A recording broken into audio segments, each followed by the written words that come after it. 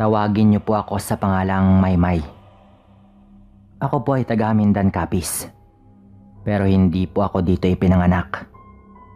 Galing po talaga kaming Mindanao pero dahil taga rito po ang nanay ko, lumipat po kami dito para sa panibagong simula. 15 taong gulang na po ako nung lumipat kami dito. Hindi naman po ako nahirapan sa lengguwahe. Dahil tinuruan naman po ako ni nanay simula pa po nung maliit ako. Kaya marunong po talaga ako noon pa man. Bakasyon po noon nung lumipat po kami. Kaya agad po akong in-enroll sa eskwelahan dito. Medyo nanibago po ako syempre pero ayos lang din po. Lalo at nakilala ko naman din po ang mga pinsan ko dito na nagkataong kaedad ko rin po. Doon po kasi sa Mindanao, medyo wala po akong kalaro noon. Sa edad ko po kasi na 15, ay naglalaro pa po talaga ako noon. Hindi po tulad ng mga 15 anyos po ngayon na parang dalagang-dalaga na po talaga. At ibang laruan na po ang nilalaro. Yung tipong totoong laro na, hindi na bahay-bahayan lamang. Meron na po kaming bahay noon pag uwi namin dito. Yung bahay po kasi nila tito na wala namang nakatira dahil nasa Maynila na po sila. Kami na lang po ang tumira. Isang araw po, habang naglalaro po kami ng volleyball ng mga pinsan ko, namali po ako ng bagsak at na-dislocate po yung joint ko sa paa. Medyo malayo po sa sibilisasyon ng baryo namin kaya dinala po ako noon sa isang manghihilot. Binuhat po ako ni tatay noon para dalhin kay Lolo Abet. Itong si Lolo Abet po, matagal na pong manghihilot sa lugar namin. Ayon nga po sa sabi ng iba, marami na rin daw po siyang naisalba na mga inaswang. Dahil marunong din po itong manggamot. Pagdating po namin doon, agad po nitong hinilot ang aking paa. Binalik po nito ulit sa tamang posisyon ang buto ko na na-dislocate nga po.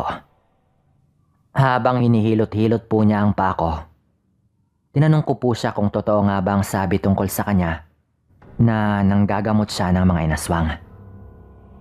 Ngumiti lamang po si Lolo Abet noon. At agad po nitong sinabi na mahina raw po ang aking espiritual na lakas. Babatakin daw po niya ang dungan ko para hindi raw ako madaling maaswang. Yung dungan po niyang sinasabi ay parang konektado din po sa lakas na espiritual na kanyang tinutukoy. Kung saan kapag binatak daw po niya ayon, ang ibig sabihin ay palalakasin niya. Doon ko na po nalaman na taga-Aklan po pala talaga si Lolo Abet. Lumipat lang daw po sa doon. Yung Hamindan po kasi Sir Dan ay nasa may boundary na po ng Aklan at ng Capiz. Kaya hindi na rin po yun nakapagtataka. Ang sabi po ni Lolo Abet, maaari daw na inaswang ako nung nasa sinapupunan pa lang daw ako. Baka hindi lang daw namin alam na sinubukan daw aswangin si nanay nung nagbubuntis ito sa akin. Kaya kadalasan daw, humihina raw ng todo ang dungan ng bata kapag ganon. Lalo at mas mahina raw ang dungan kapag bata pa lamang.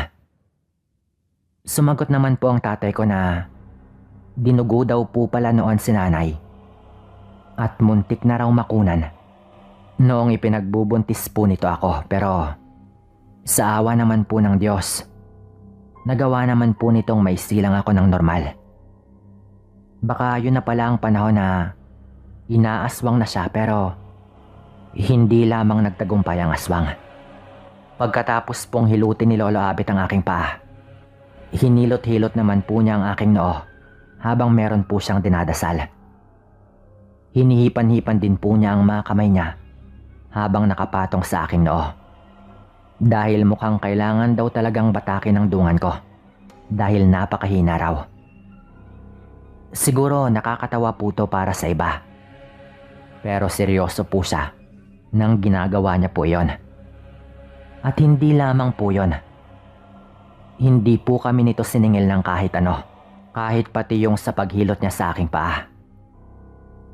Kahit anong pilit namin ay hindi niya po tinanggap. Kung bakit ko po dito sinimula ng aking kwento ay dahil konektado po kasi dito ang kwentong ito. Ilang linggo po pagkatapos ng araw na iyon, nakifiesta po kami sa isang baryo din po dito sa Hamindan. Bale, aatin po kami sana ng sayawan. Kung hindi po ako pala nagkakamali, mga taong 1993 po ito. 15 anyos po ako noon. Kasama ko po noon ang pinsan ko at ang kanyang kaibigan. Gabi po iyon ng bisperas, kaya normal na po yan na may sayawan po talaga kapag bisperas po ng gabi. Itago po pala natin ang kaibigan ng pinsan ko sa pangalang Aileen. Ang sabi po nito sa amin, makikikain daw po muna kami ng hapunan bago dumiretso doon sa sayawan. Pagdating po namin sa nasabing bahay, kami lang po ang bisita doon. Pero normal na rin po yan na may pagkain na pong nakahanda kahit bisperas pa lamang. Ganon po talaga sa probinsya. Pinaupo po kami noon sa mesa at ang sabi po ng kakilala ni Aileen, kumain muna kami at maliligo po muna siya sandali. Itago naman po natin ang kaibigan ni Aileen sa pangalang Nilda. Ang lola daw po ni Nilda ang bahala muna sa amin. Ilang sandali pa po, may inihain na po sa amin ang kanyang lola. Mainit pa po yun na putahe na umuusok pa po at meron din pong kanin. Ngumiti po sa amin ang matanda at ang sabi po nito, damihan nyo ang kain ha. Wika pa po nito sa malumanay na boses. Medyo gutom po kami kaya pagkatapos po ng isang mabilisang dasal, kumain po agad ang pinsan ko at si Aileen habang ako naman po, inayos ko pa po sandali ang sintas ng sapatos ko. Nung hinawakan ko na po ang kutsara at tinidor at kumuha na po ako ng ulam, paglagay ko po nun sa plato ko, agad pong nanlaki ang aking mga mata. Dahil nung inilipat ko po kasi sa plato yung sinando ko pong ulam, bigla ko pong napansin na mangitim-ngitim po yung sarsa, samantalang afritada po yun. Ganito ba talaga ang kulay ng sarsa nito? Bakit mangitim-ngitim? Agad ko pong tanong sa kanilang dalawa noon. Nagulat po sila sa aking sinabi. Ano bang pinagsasabi mo, May? Normal naman yung kulay oh. Napakasarap nga eh. Sagot naman po ng pinsan ko. Pero kahit anong tingin po ang gawin ko doon, mangitim-ngitim po talaga yon sa aking paningin. Kaya pinigilan ko po sila sa kanilang pagkain. Nung tinignan ko pa pong mabuti, meron pong gumagalaw-galaw doon na parang uod. Nung una ay parang konti lang po. Pero nung tignan ko pong maigi, punong-puno po yun ng uod. At maitim po talaga ang kulay nun. Tinanong po ako noon ng pinsan ko kung seryoso raw po ba ako sa aking nakikita. At tumango naman po ako. Nasuka po agad sila noon. Dahil naniwala po sila noon sa aking sinasabi. Lalo at naiiyak na rin po ako noon. Marahan po kaming tumakas at nang medyo nakalayo na po, kumaripas na po kami ng takbo. Nung nasa parting marami na pong bahay, agad po kaming tumigil at nagsuka po sila ng nagsuka. Tandang-tanda ko pa po noon, Sir Dan, na yung isinuka po ng pinsan ko at ni Aileen, meron din pong mga uod. Ang sabi po noon ni pinsan, baka dahil raw bagong bata kang aking dungan, Kaya hindi raw malinlang ang aking paningin sa inihain sa amin ng matanda. Meron din pong kamag-anak doon sa Eileen sa baryong yon. Kaya doon po kami agad dumiretso at nakiusap po kami noon na ihatid kami pa uwi. Siksikan po kami sa isang motor noon. Bale, 4 po kami kasama na ang driver. Mabilis lang din po yon kasi karatig baryo lang po. Hindi pa man po kami nakakauwi. Nakaramdam na po si Eileen at si Pinsan ng paghilab at pagsakit ng kanilang mga tiyan. Pagdating po sa bahay, mabilisan po naming sinabi ang lahat. Pero namimilipit na po ang dalawa dahil sa labis na sakit. Iisang tao lang po ang naisip naming makakatulong noon. Walang iba kundi si Lolo Abet. Dumiretso po agad kami doon sa kanya ng mga oras po na yon. Bale, si tatay, ako at ang pinsan ko ang nasa isang motor. Habang yung naghatid naman po sa amin sakay si Eileen ang nasa kabila. Habang papunta po kami doon, Sir Dan, dinig na dinig po namin ang huni ng wakwak na parang sinusundan po nito kami. Mukhang hindi po niya inaasahan ang aming pag-alis noon at baka huli na po nang mapansin po nito. Ang sabi po ni tatay noon, mukhang aswang daw po talaga ang matanda sa napuntahan po naming bahay. Naririnig po talaga namin ang wakwak pero mabilis din po ang aming patakbo. Pagdating po namin doon, isang busina pa lang po ay bumukas na po ang pinto ni Lolo Abet. Habang papasok po kami, ang unang sabi po agad ni Lolo Abet, "Aba, mukhang may iba kayong kasama." Wika pa po nito. Sabay tumitingin-tingin po siya sa itaas ng mga puno. Agad po niya kaming pinapasok. At hindi pa man po kami nagkwento. May mga hinahalo na po ito na kung ano-anong gamot sa isang baso habang dinadasalan po niya iyon. May pinakain sa inyo, hindi ba? Pero itong si Maymay na binata ko ang dungan, malamang nakita niya ang tunay na itsura ng inihain sa inyo. Tama ba ako? Nakangiting wika pa po ni Lolo Abet noon. Yun nga po talaga ang paliwanag kung bakit hindi po nalinlang ang aking paningin noon. Pinainom po niya si Eileen at si Pinsan nang hinahalo niya kanina sa isang baso. Pagkainom po nila noon, muli po silang nagsuka. Ganon pa rin po. Maitim pa rin po yung sinusuka nila at meron pong gumagalaw-galaw na mga uod. Maliliit po yun. Kinuha po agad ni Lolo Abet ang lampara na may lamang gaas. At binuhusan po niya iyon ng gaas, sabay sinindihan. Napakabaho po ng amoy ng usok noon na nagmumula doon. Talagang mamimilipit ka raw muna sa sakit. At kapag hindi raw agad na ilabas yon sa iyong katawan, maaaring mahawaan ka raw ng pagkaswang. Pagkatapos po nilang magsuka, pinainom po sila ulit ni Lolo Abet at ilang sandali lang po. Parang pinahid lang daw po ang sakit ng kanilang tiyan. Maya-maya pa po, tumayo po si Lolo Abet at ang sabi po nito, "Mukhang matigas ang isang to. Nandito pa rin siya at ayaw pa rin umalis. Minamaliit yata ako nito." Galit na po na wika noon ni Lolo Abet. At meron po siyang isinuot na kwintas. Sabay kinuha po sa dingding ang nakasabit na buntot ng pagi. Pagbukas pa lang po niya ng pinto, bigla pong may lumipad mula sa puno sa malapit. At napakalakas po na huni ng wakwak ang agad po naming narinig. Tumawa lang po noon si Lolo Abet. Ang sabi po nito, "Natakot ka din pala ah. Kung hindi yun agad umalis, sinasabi ko sa inyo, magugulat na lang kayo at may malalaglag mula sa itaas ng puno."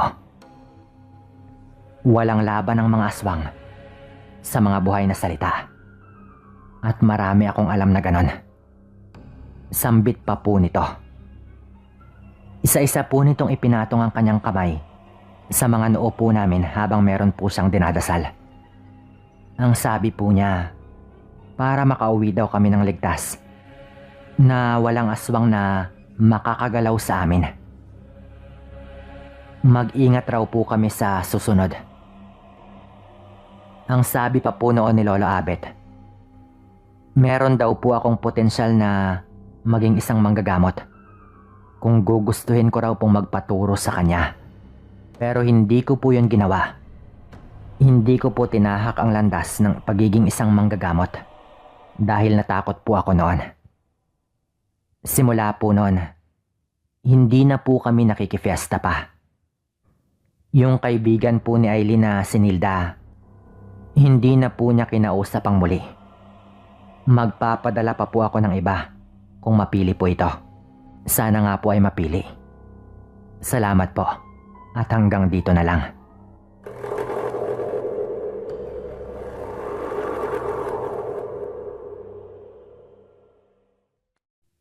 Magsisimula ang kwento ko sa pagpunta namin sa kabilang barangay. Kasama ko noon yung nanay at tatay ko at tuwang-tuwa po kami noon. Nung mag-asawa po yung nanay at tatay ko, nasa 40 na po pareho ang kanilang mga edad. Nakahabol naman po sila sa pagkakaroon nga nila ng anak na walang iba kundi ako. Pero hanggang doon na lang po yun. Nakailang subok silang makahabol pa ng isa, pero hindi na nga nangyari pa. Nawala na po yung nanay ko ng kakayahang magbuntis dahil na nga po rin sa kanyang edad. Dito na papasok ang dahilan kung bakit pupunta kami sa kabilang barangay sa pagsisimula ng kwento ko. Kukunin namin doon ang isang sanggol na pinapaampon nga ng isang babaeng naghahasa. Hindi nga nag-alinlangan yung mga magulang ko noon na tanggapin yung bata at ampunin. Kaya pinuntahan nga namin agad. Mga lagpas 50 na rin si nanay at tatay noon ng panahon na ito. At ako naman ay binatilyo na rin. Nga pala, nangyari ito dekada 90 sa probinsya ng Aklan. Balik po tayo sa kwento. Ito pong pag-aampon na ito ay usapan lang po. Walang kung anong legal na pipirmahan at wala rin pong kahit anong bayad. Hindi lang kaya ng ina na alagaan ang kanyang anak at sa katunayan po, balak sana nito na ipalaglag yon. Pero yung nanay ko yung kumumbinsi sa kanya na wag niyang gagawin yon at magkakasala lang siya. Doon na po nakapag-isip-isip ang babae at tiniis niya ng 9 na buwan ng pagdadalang tao at bilang kapalit. Nakiusap ito kay nanay na saluhin na lang ang kanyang anak at bigyan ng maayos na buhay.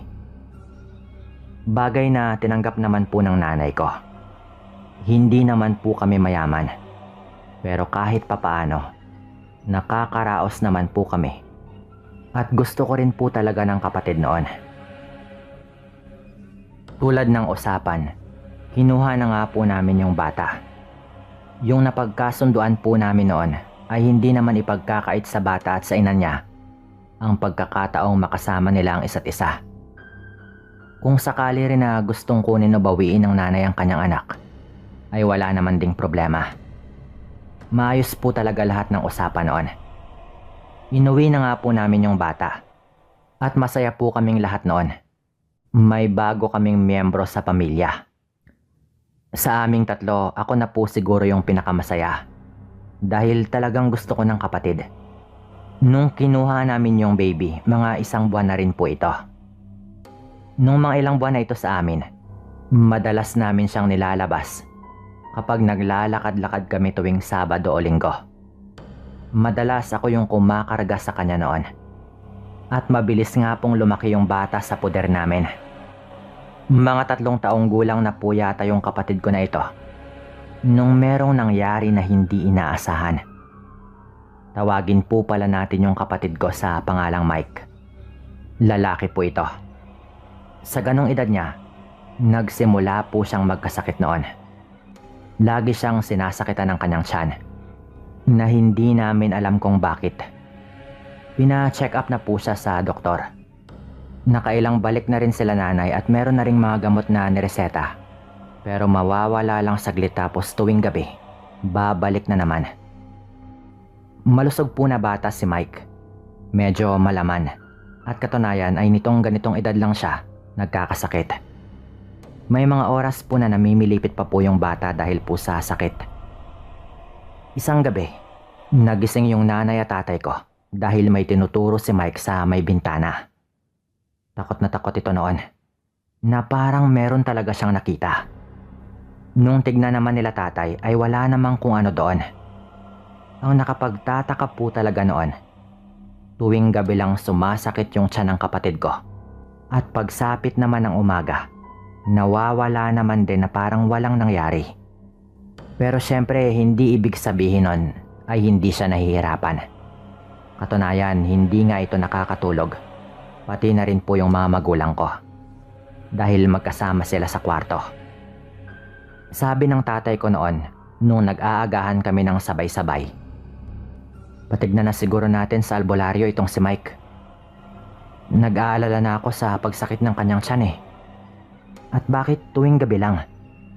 Wala na rin namang epekto ang mga niresetang gamot. Sabi po noon ng tatay ko kay nanay. Medyo nag-alangan yung nanay ko noon dahil hindi talaga siya naniniwala sa mga albularyo. Pero ang sabi niya, sige subukan natin pero bukas na. At kung wala ring epekto, magpa-laboratorio na siguro tayo para matignan talaga lahat sa katawan ni Mike. Sagot naman ng nanay ko noon. So yun na nga po, balak na naming dalhin sa albularyo. Nga pala araw po ng Biyernes ang usapang ito. Kaya nga gusto ng nanay ko na kinabukasan na lang para sumakto sa araw ng Sabado, kung saan walang trabaho yung tatay ko at wala rin akong pasok. Nung hapon na at nakauwi na ako galing eskwela, nakipaglaro pa ako noon kay Mike at maayos naman ang kanyang lagay. Hindi mo makikitaan na merong kung anong sakit na iniinda. Tinanong ko pa nga po yung bata kung okay lang ba siya. At tumango lang din po ito at ngumiti sa akin. Nung medyo dumidilim na, ay iniwan ko muna sa sala namin si Mike dahil naligo lang ako sandali. Habang yung nanay ko naman ay nagluluto na sa kusina para sa hapunan. Paglabas ko po ng banyo, napatakbo po ako agad noon. Nung puntahan ko nga po ito, naabutan ko po itong nanginginig talaga sa takot at iyak ng iyak. Tinuturo niya ulit yung bintana at sabi niya, meron daw mumo. Malinaw na rin po kasi itong magsalita noon. 3 taon na rin siya eh. Nung nagtanong po kami ni nanay kung ano ba talaga ang kanyang nakita, talagang sinasabi po ng bata na mapula daw yung mata at matutulis daw yung mga ngipin. Talagang natakot yung bata noon. Kaya pinakalma po namin ito at sinubukan na lang naming pakainin ng maaga ng hapunan. Kumuha ako ng flashlight noon at kutsilyo. At nilabas ko po kung meron bang kung ano. Pero sinisigawan ako ng nanay ko noon na pumasok na lang ako ng bahay at baka delikado. Sakto naman na papasok na sana ako nung dumating na yung tatay ko galing trabaho. Pagpasok po namin ng bahay, doon na naman po nagreklamo si Mike na sumasakit na naman daw ang kanyang tiyan. Sa pagkakataong yon, hindi na po biro. Dahil namimilipit talaga ito sa sakit. Dahil po doon, nagmadaling tumakbo yung tatay ko papunta sa pinakamalapit na bahay na nagkataon namang merong tricycle. Nakiusap yung tatay ko noon kung pwede ba kaming ihatid sa pinakamalapit na albularyo. At maswerte naman pong pumayag ito. Sumama kaming lahat noon dahil natatakot naman akong maiwan. Nagdala ng baril yung tatay ko noon. Ang sabi ng kababaryo namin na may-ari ng tricycle na siya nga ring nag-drive sa amin ng gabing yon, baka inaaswang daw talaga yung bata. Kaya binilisan niya ang pagpapatakbo. Bale ako, yung nanay ko at si Mike sa harap ng tricycle. Habang yung tatay ko naman yung nakaupo doon sa likod ng tricycle. Maya-maya pa ang sabi ng tatay ko, "Dalhin mo dito yung ilaw." Wika pa po nito noon, kaya agad kong iniabot sa kanya yung flashlight. Inilawan ni tatay ang nasa likod dahil parang may sumusunod daw sa amin. Hanggang sa nagulat na lang kami nung nagpaputok ito ng isang beses sa may puno ng niyog, na ayon sa kanya ay meron daw malaking ibon na palipat-lipat sa mga puno habang nakasunod sa amin. Ilang sandali pa, tumigil na ang tricycle dahil nandoon na daw kami sa bahay ng matandang albularyo. Ilang sandali lang ng pagtatawag namin at pinagbuksan kami ng pinto. Yung matandang albularyo mismo yung nagbukas. Pero nagtaka po kami noon, Sir Dan, at doon nakatingin yung albularyo sa taas ng puno sa may gilid ng daan. Ang sabi nito, nasundan daw kami. Tapos lalabas sana ito ng kanyang bakuran para lapitan ng puno. Pero bigla na lang pong may lumipad na malaking ibon mula doon sa puno. Nakita ko po mismo yon. Mukhang inaaswang yung dala ninyo. Sinundan pa nga kayo dito eh. Pero mukhang natakot rin agad. Wika noon ng matanda. At agad po niya kaming pinapasok. Nung tignan po nito si Mike, at meron itong mga binubulong-bulong habang hawak niya yung ulo ng bata, bigla na lang po itong nagsalita. "Aba, mukhang kamag-anak din ng nanay ng bata yung umaswang dito ah." Sabi po noon ng albularyo. Agad na umalma yung nanay ko. "Imposible po yan. Wala pong aswang sa pamilya namin." Sagot pa ni nanay noon. "Hindi naman ikaw yung nanay na sinasabi ko eh. Yung tunay na ina ng bata. Kamag-anak ng tunay na ina yung umaswang dito sa bata." Sagot pa po ng albularyo. Nagulat kaming lahat noon kung paano nito nalaman na ampon si Mike. Pero bago pa man kami magtaka ng tuluyan, sinabi na ng albularyo na ibinulong lang daw sa kanya ng katulong niya sa panggagamot na hindi nga raw namin nakikita. Kaya raw agad niyang nalaman dahil meron palang gabay ang albularyo. Ang sabi pa nga nito, mukhang wala naman daw balak yung aswang na patayin yung bata. Pero sa amin daw yata ito galit. Pagkatapos po nun, ginamot na niya si Mike at meron itong pinainom na nawala naman yung sakit ng tiyan. May isinuot din siyang pangproteksyon sa bata. At pinayuhan kami nito. Napuntahan daw namin ang tunay na ina ng bata at baka doon namin malaman yung sagot. Binigyan pa nga niya kami isa-isa ng pangproteksyon. Kinaumagahan nga po niyan, pinuntahan namin ang totoong nanay ni Mike na tawagin na lang nating Ate Jane dahil hindi naman sobrang layo ng aming edad. Dahil naghahasa nga ito kaya nabuntis.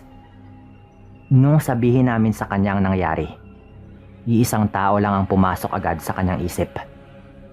Walang iba kundi yung kanyang tiyahin, kapatid mismo ng kanyang nanay. Nanalaman nga namin na gusto rin daw palang umampon kay Mike, pero kay nanay napili ni Ate Jane na ipaampon ang kanyang anak.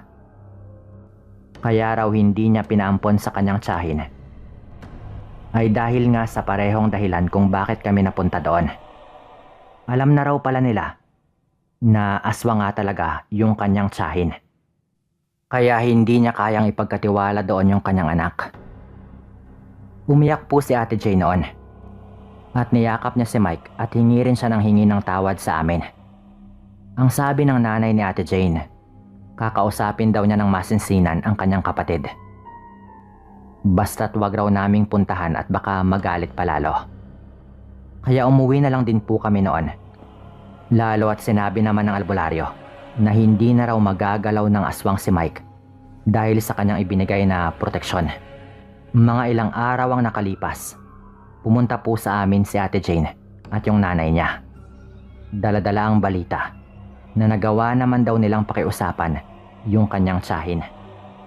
Humingi rin daw ito ng tawad at nakiusap na hindi na raw siya manggugulo basta wag na naming ipagsabi ang tungkol sa kanyang pagkatao. Dahil doon ay naging maayos naman yung lagay ng kapatid kong si Mike. Sa ngayon po, may maayos na rin po siyang trabaho at sa katunayan, kinikilala naman po niya ang kanyang tunay na ina at tinutulungan din. May sarili na ring pamilya si Ate Jane, pero kung minsan, doon din nagbabakasyon sa kanila si Mike. Dala-dala din ang sarili na rin niyang pamilya. Ito po yung kwento namin. Paalam po at maraming salamat.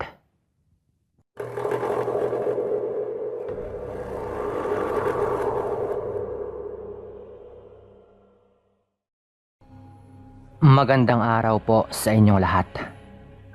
Bago po ako magsimula, kukunin ko na po ang pagkakataong ito para magpasalamat sa mga kagaya po ninyo.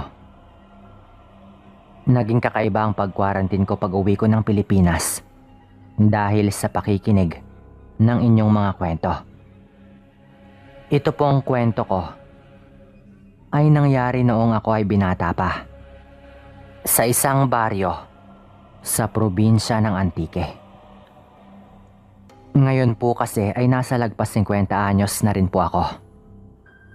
Karamihan sa mga kababaryo namin na nabubuntis ay sa hilot lamang po nanganganak. Wala pang paanakan noon sa aming baryo. Ngayon po kasi meron na. Kaya mga midwife at nurse na talaga ang nagpapaanak. Sanay na po ako noon na kahit gabi o kahit madaling araw, may kumakatok sa bahay namin na pinapatawag ang nanay ko dahil meron na naman daw na manganganak. Ang nanay ko po kasi noon ay isang komadrona. Natatawa pa po kaming magkakapatid noon lalo kung buwan ng Setyembre. Napansin po kasi namin na sa tuwing buwan ng Setyembre, parang ang daming nanganganak. Siguro dahil ang daming naglalabing-labing sa tuwing buwan ng December. Dahil malamig nga naman ang simoy ng hangin. Sabi pa nga sa isang kantang pamasko. Kaya kung bibilangin, parang September talaga ang bagsak ng mga manganganak. Binibiro pa naming magkakapatid ang nanay ko noon. September 1 pa lang, sinasabi na namin na, "Nako Nay, mukhang magiging abala ka na naman ah. Kabuwanan na naman yata ng karamihan sa mga kababaryo nating buntis. Pati yung mga sa Karatig baryo. Marami na namang mga anak nito." Madalas pa naming biro noon kay nanay. Pati kasi yung sa kabilang baryo, minsan, ang nanay ko pa ang kinukuha. Sa lagpas 10 taon kasi na pagiging komadrona ng nanay ko, hindi pa po ito nakaranas na mamatayan ng sanggol na kanyang pinapaanak. Kapag medyo alanganin po kasi, ay hindi po yun pinipilit ni nanay. Pinapadala niya na lang sa ospital. At masasabi ko rin po na talagang magaling ang nanay ko sa kanyang ginagawa noon. Maingat na maingat ito, lalo at buhay ang nakasalalay. Yan ay sa kabila ng katotohanang 2 taon lang po sa kolehiyo sa kursong nursing ang nanay ko. Hindi niya po kasi yun natapos. Yung panghihilot naman po, ay minana po nito sa lola ko kaya parang kombinasyon ng natutunan niya kay lola at sa natutunan niya sa kolehiyo ang kanyang ginagamit. Minsan na may pinaanak si nanay doon sa kabilang baryo. Malapit lang sa boundary ng baryo din namin. Sa kauna-unahan pong pagkakataon, namatayan po si nanay ng sanggol na kanyang pinapaanak. Huli na raw po kasi nung tinawag si nanay at naipit na raw ang ulo ng bata noong dumating ito. Pero parang hindi lang yun ang dahilan kung bakit malungkot ang nanay ko pag uwi niya ng bahay namin. Nung tinanong po namin ito, Nung lumabas daw po kasi ang sanggol, ay nangingitim na raw po yon. Ginawa naman daw ni nanay ang lahat ng kanyang makakaya pero wala daw po talaga. Pagkatapos po noon, bigla na lang daw po pumasok ang lola ng sanggol at may kung ano-anong pinagsasabi. Bale, ang matanda po na ito ay nanay ng mismong nanganak. At pinagmumura daw po nito ang nanay ko. At sinabihan po nito ang nanay ko na isa raw aswang. Inaswang daw po ng nanay ko ang kanyang apo. Kaya nagkaganon. Kaya nung lumabas daw ang bata, medyo naninigas na at nangingitim na ang labi. Yung tipong patay na. Samantalang ang sabi ni nanay ay huli na raw nung dumating ito. Medyo nakalabas na raw talaga ang ulo ng bata at naipit na raw yon. Ang masakla pa po doon, Sir Dan, ipinakalat pa po nung matanda sa baryo namin ang tungkol doon sa nangyari. Kaya hindi po talaga maiiwasan na may magduda po kay nanay. Gayon pa man, pilit po naming nilinaw ang totoong nangyari. Kaya karamihan ay hindi naman din naniniwala sa paratang ng matanda. Napaisip noon si nanay, Sir Dan, dahil mismong asawa ng pinaanak niya. Umiiyak na raw pagdating ni nanay, na parang alam na po nitong alanganin na ang kanyang anak. Kasi nga, lumabas na po ng konti yung ulo. At naipit po yon sa puwerta ng nanay. Tanggap ng mga magulang ng sanggol ang nangyari. At maging sila humingi ng paumanhin sa pinagsasabi ng matanda. Nga po pala, itago natin ang matandang yon sa pangalang Lola Marites. Baka bagong aswang daw ang nanay ko. At baka malaman na lang daw na may dudukutin ng sanggol si nanay sa tiyan ng nagpapahilot sa kanya. Pero maliit lang din po kasi ang baryo namin. At si nanay lang po ang kumadrona doon ng mga panahong yon. Mga ilang linggo ang nakalipas. Isang hapon ay may biglang pumunta doon sa bahay namin na gustong kunin ang serbisyo ng nanay ko. Meron daw mga anak doon ulit sa may kabilang baryo. At yung asawa mismo nito ang nakikiusap kay nanay na puntahan niya iyon. Hindi namin agad nakilala. Kasi nga Tagalog yung salita ng lalaki. Nakapangasawa lang po kasi ito ng taga doon. Kaya medyo hindi pa marunong ng lingwahe namin. Nung nagtanong si nanay kung saan banda, medyo nag-alangan siya nang sabihin ng lalaki kung saan banda ang kanilang bahay. Malapit po kasi yun doon sa bahay lang ng matandang nagparatang kay nanay. Pero dahil sa pakikiusap ng lalaki, ay pumayag po ang nanay ko. Bandang lagpas 5:00 na po yun ng hapon. Inihanda po agad ni nanay ang mga gamit niya at sumama po siya doon sa lalaki.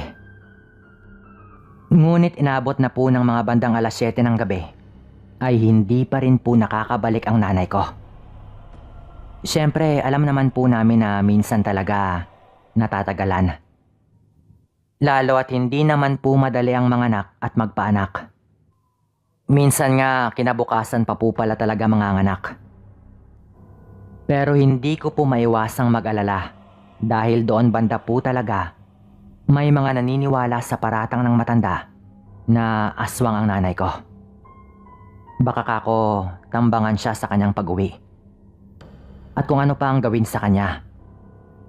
Wala din naman doon ang tatay ko dahil nagtatrabaho po ito bilang bantay sa isang palaisdaan sa Capiz.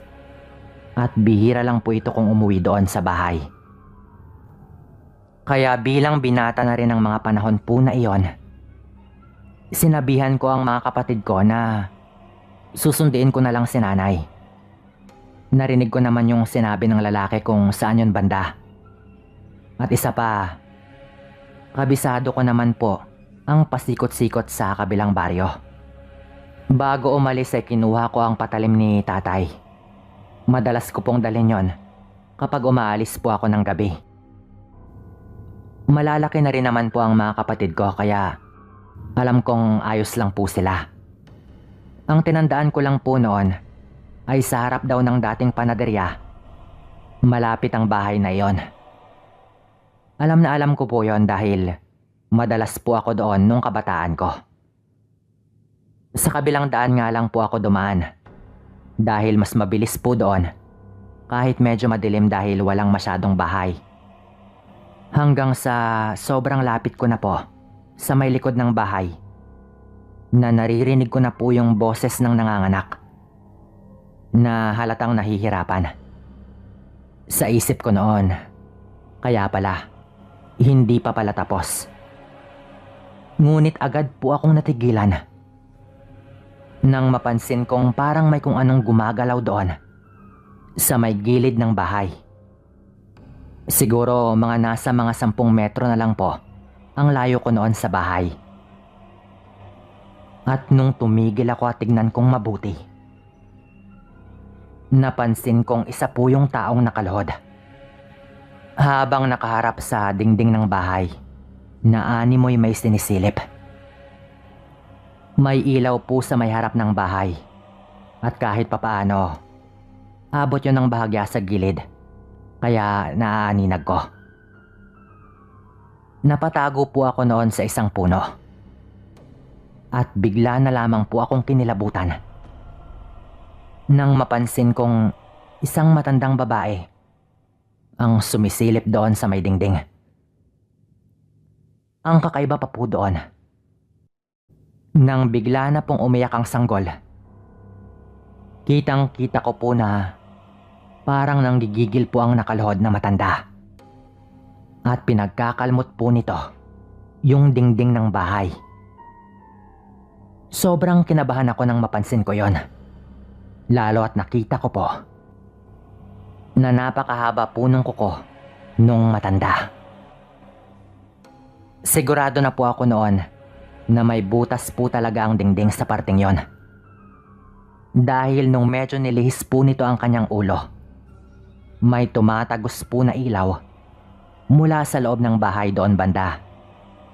Sa ganong paluhod na posisyon, habang sumisilip po ito, ay bigla po nitong dinilaan ang dingding ng bahay.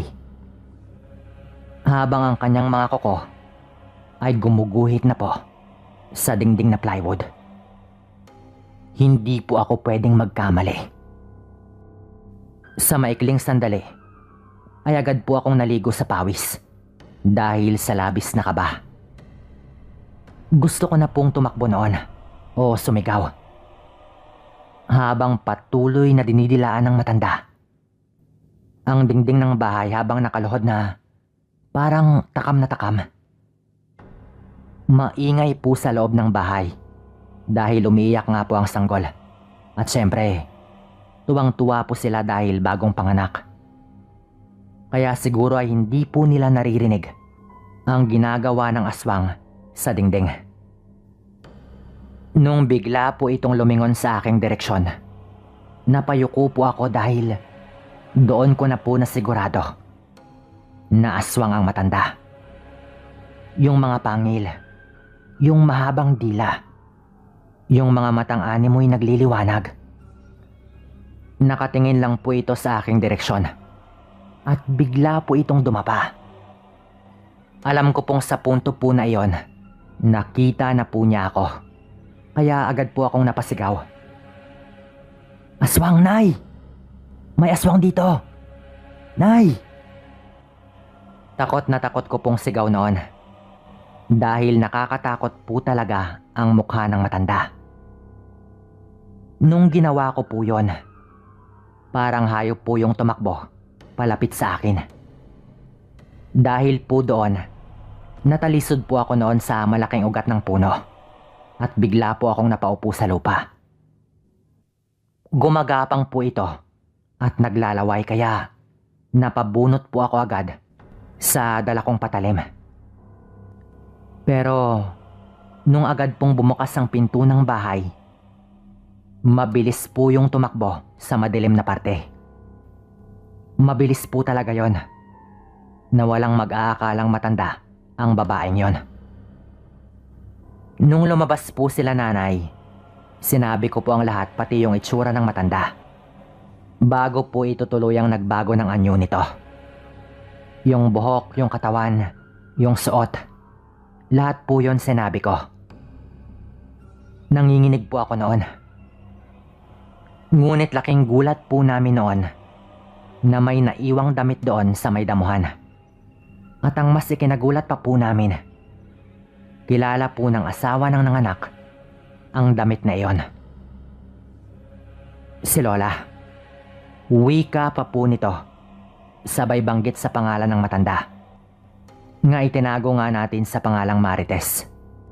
Siyempre, parang tunay po na lola nila ang turing nila doon, dahil nga magkalapit lang po sila ng bahay. Nung mismo po na gabi po na iyon, pinuntahan po namin ang bahay ni Lola Marites, dahil sa pagpupumilit na din po ng aking nanay. Dahil baka malilinaw na raw ang kanyang pangalan kapag pinuntahan namin.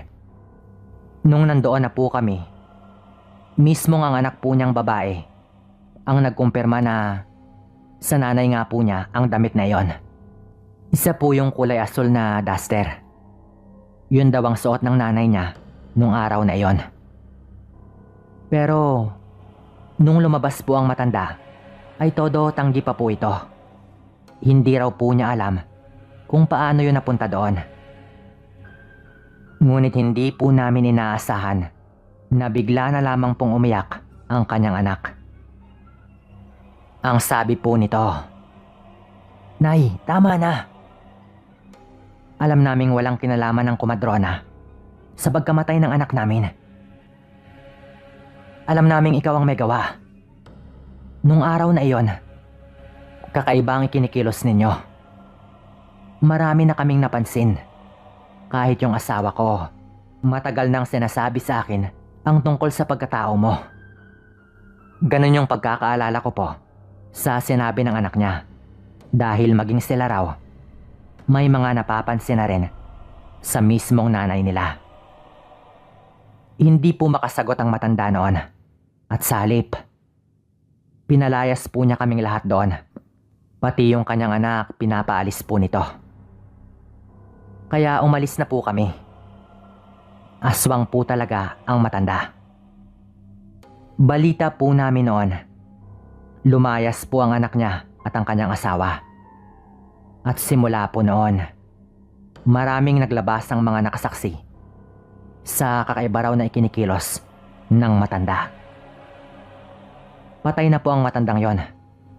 Pero alam po namin na siya po talaga ang may gawa sa pagkawala ng kanyang apo. Ang malaking tanong po namin noon ay kung sino ang nagmana sa kanyang pagkaaswang. Hanggang dito na lamang po ito. Maraming salamat po. Paalam.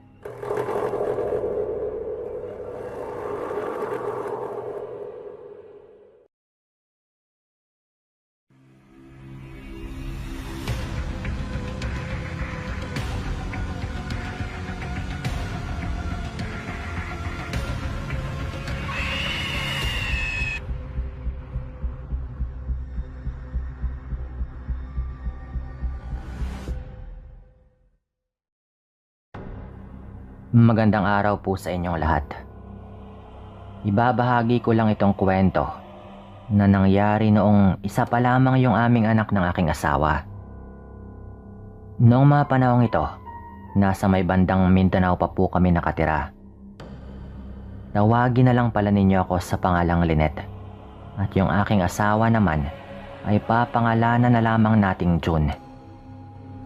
Nang mga panahong nangyari ito, ay nasa edad na 7 taong gulang pa lamang yung aming anak na tawagin po nating Jojo. Dahil bata pa nga lang ito, ay madalas itong maghanap ng kanyang kalaro. Kaya't ganoon na lamang yung aming tuwa nang may isang pamilya yung lumipat sa aming baryo at nagpatayo ng bahay sa nakatiwangwang na lupa. Malapit lang yun sa amin at tanaw lang nga namin yung kanilang bahay. Ayon sa kanila, nakahingi naman daw sila ng permiso para magpatayo ng bahay doon sa anak mismo ng may-ari.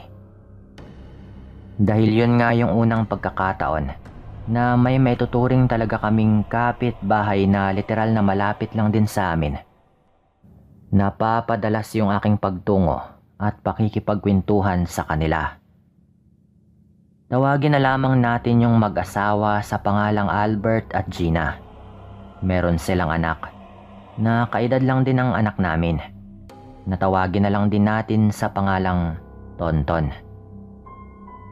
Dahil bagong lipat nga sila, sinamahan ko pa si Gina noon at ang kanilang anak na pumunta sa paaralang pinapasukan ng aming anak. Doon din kasi balak pag-aralin ng bagong kapitbahay yung kanilang anak. Kaya ganoon na lamang yung tuwa namin dahil mayroon ng makakalaro yung aming nag-iisang anak. Mabilis din silang nagkalapitan ng loob dahil nga madalas silang magkasama lalo na sa pagtungo sa paaralan at pag-uwi. Kita ko ring natutuwa yung anak namin dahil doon. Kaya sinasabihan ko siya na kung nais niyang makipaglaro kay Tonton ay malaya siyang pumunta roon.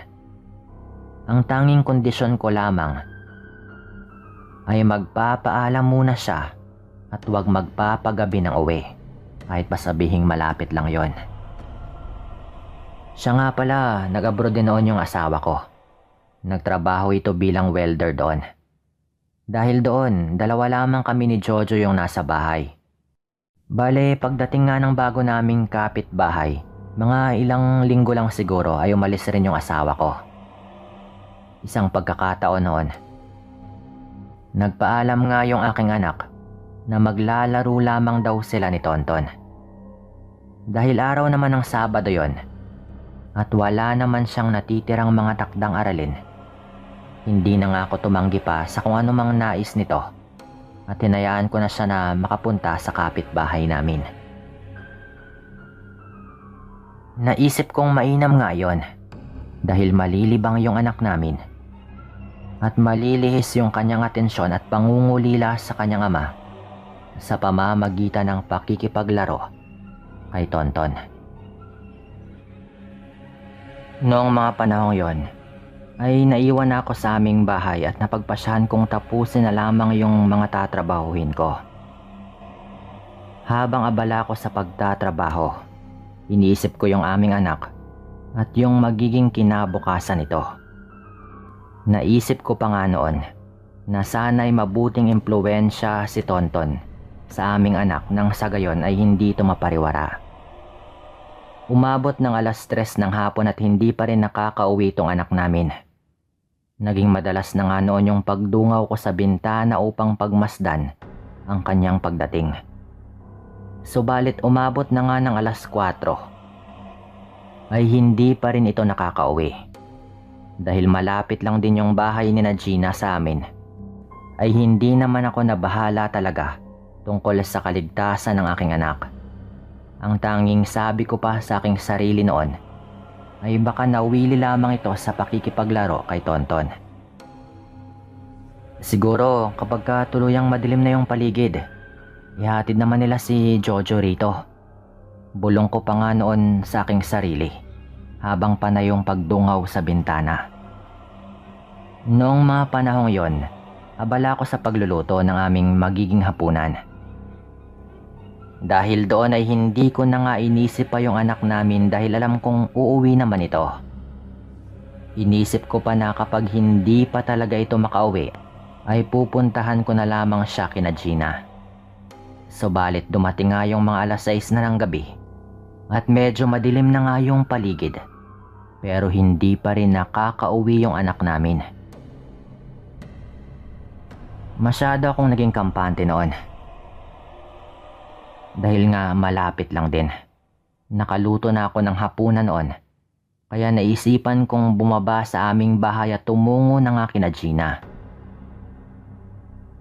Malayo pa lamang ako ay narinig ko na yung tawanan ng aking anak at ni Tonton. Kaya naman pala ayaw umuwi Nasisihan kasi sa kanyang kalaro. Bulong ko pa sa aking sarili at nagpatuloy sa aking paglalakad. Nasa kalagitnaan ako ng paglalakad nang makaramdam ako na parang merong nakamasid sa akin. Dahil malamlam nga yung liwanag ng flashlight na aking dala noon, ay hindi ko nagawang makita yung buong paligid kahit nailawan ko pa yon.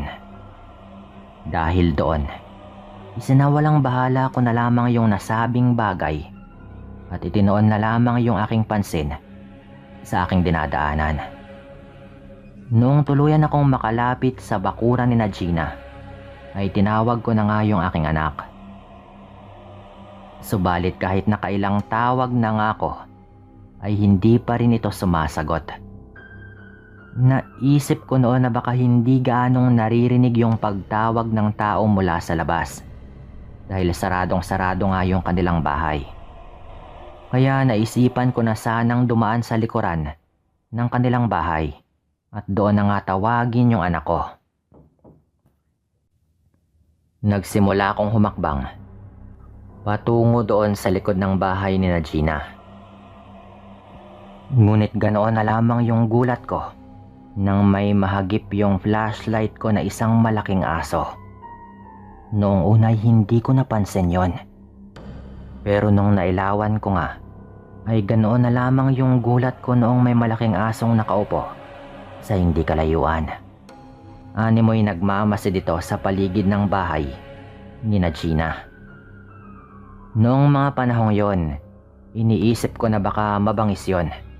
Kaya natakot nga ako noon. Gawa noon, minadali ko na nga yung paglalakad at pilit na isinawalang bahala yung asong yon hanggang makarating na nga ako sa may likod ng bahay ni Gina.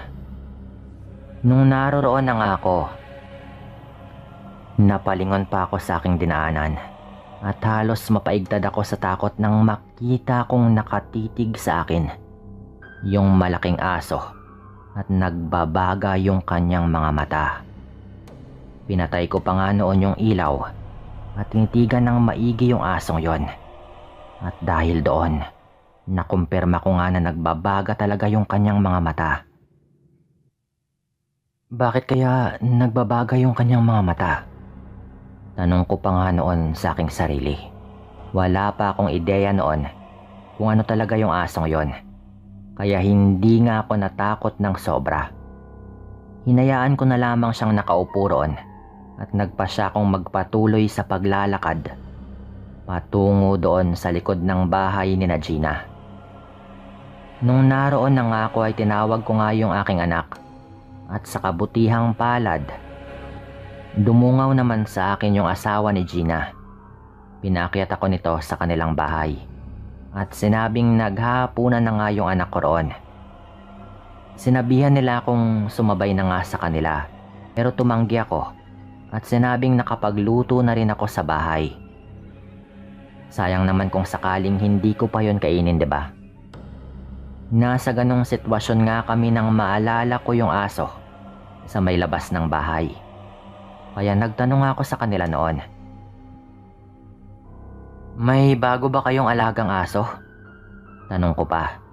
At nilarawan ko pa nga kung gaano kataas yon at kung ano yung kanyang itsura.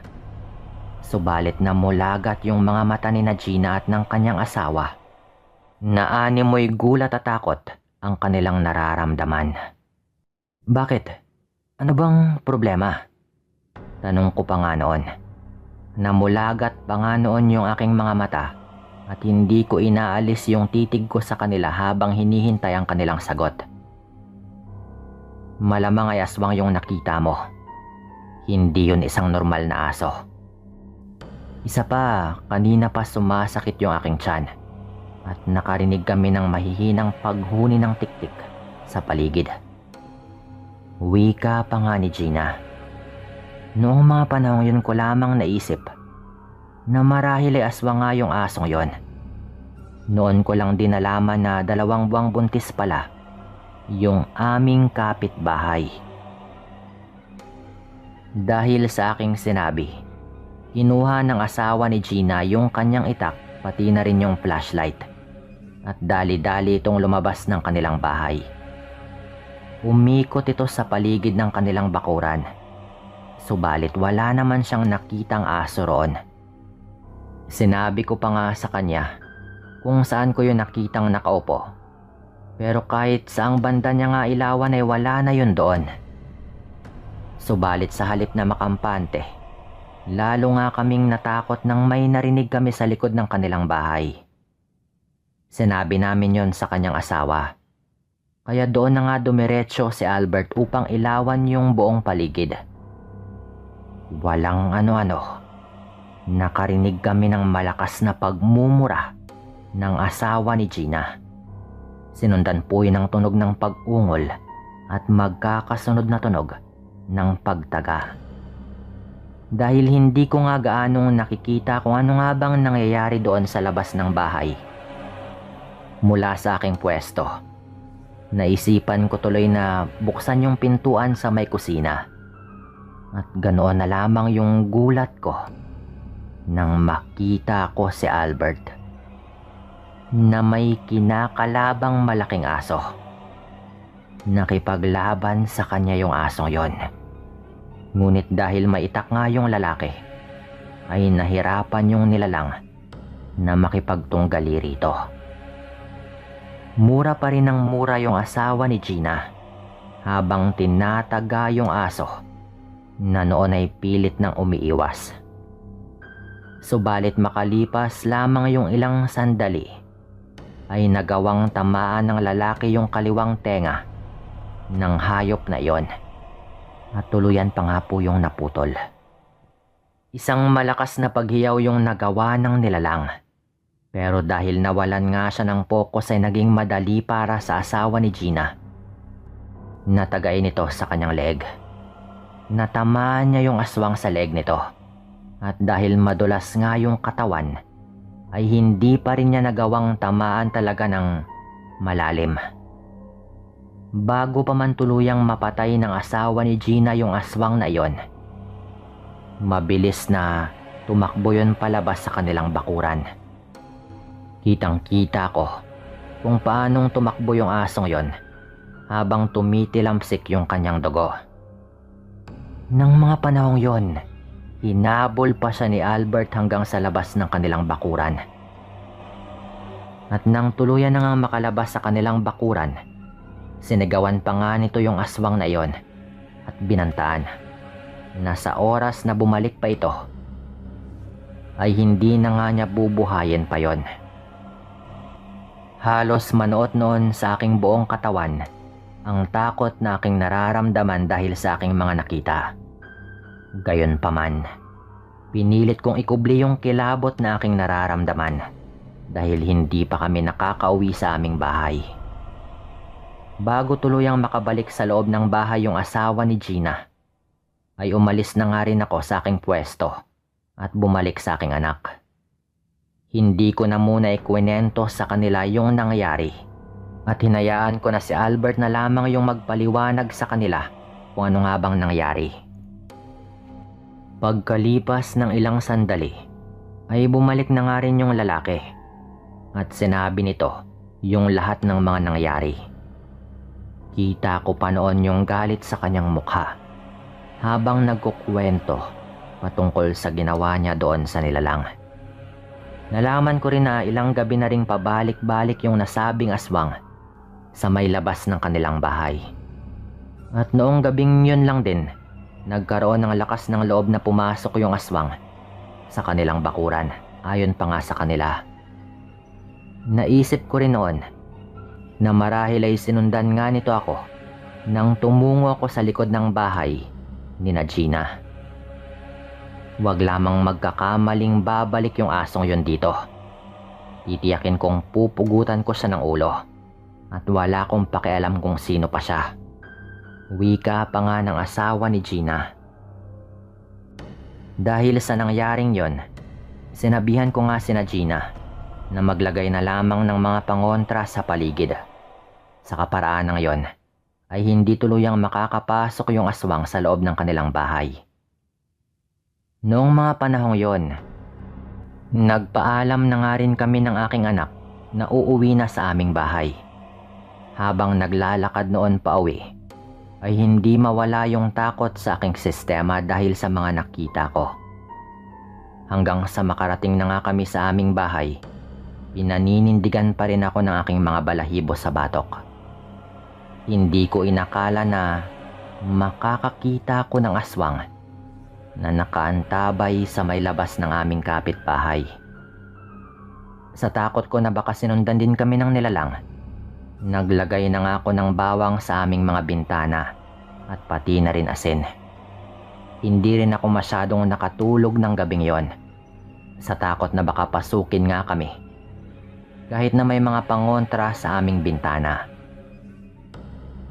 Yung anak ko naman ay nahimbing sa kanyang pagtulog na marahil ay dulot nga ng pagod sa kanilang paglalaro. Makalipas yung ilang mga araw, nabalitaan kong may pinatay raw na aswang yung asawa ni Gina. Pumasok raw kasi yung malaking aso sa kanilang bahay at sinubukan daw nitong atakihin yung buntis. Mabuti na nga lang daw at naging alerto silang lahat, at bago pa man tuluyang makalapit yung asong yon, ay nagawa na nga rin daw itong tagay ni Albert. Dahil sa ginawa niya ay hindi nakagalaw yung aswang na iyon. Kaya nilapitan daw yun ni Albert at pinagtataga sa leeg. Ganoon na lamang yung gulat nito, ay parang naghilom na raw yung sugat na tinamo nito noong unang engkwentro nila. Subalit dahil nasa loob na nga siya ng bahay, ay hindi na niya nagawa pang makatakas ng panahong yon. Naging malala yung sugat na tinamo ng aswang na iyon. Hinayaan na lamang siyang makaalis na Gina noong mapagtanto nila na hindi na rin magtatagal yung nilalang. Umaga na po namin nabalitaan yung tungkol doon, na kahit nagkagulo po sila sa kanilang bahay, nakapagtatakang wala po kaming narinig o hindi kami nagising sa aming pagtulog. Siguro dahil meron ding ginawa yung aswang na iyon. Medyo nagkagulo po yung baryo noon nang mabalitaan nga ng mga tao na merong natagpuang bangkay sa may kagubatan. Pero syempre alam na po namin yon, dahil yung mga sugat po na kanyang tinamo ay parehong-pareho daw sa mga sugat na ibinigay ni Albert doon sa nilalang na pumasok sa kanilang bahay. Pero syempre hindi na po namin yun pinagsabi pa kung kanino, dahil baka wala ring maniwala. Baka kung ano pa yung mangyari kay Albert. Pagkatapos po ng mga nangyaring yon, naging matahimik na rin po yung lahat. Pasalamat na lang ako noon. At kahit makailang ulit na ginabi ng uwi noon si Jojo sa pakikipaglaro, ay wala namang nangyaring masama sa kanya. Dito ko na rin po tatapusin yung kwentong ito at maraming salamat po sa lahat ng mga makikinig dito.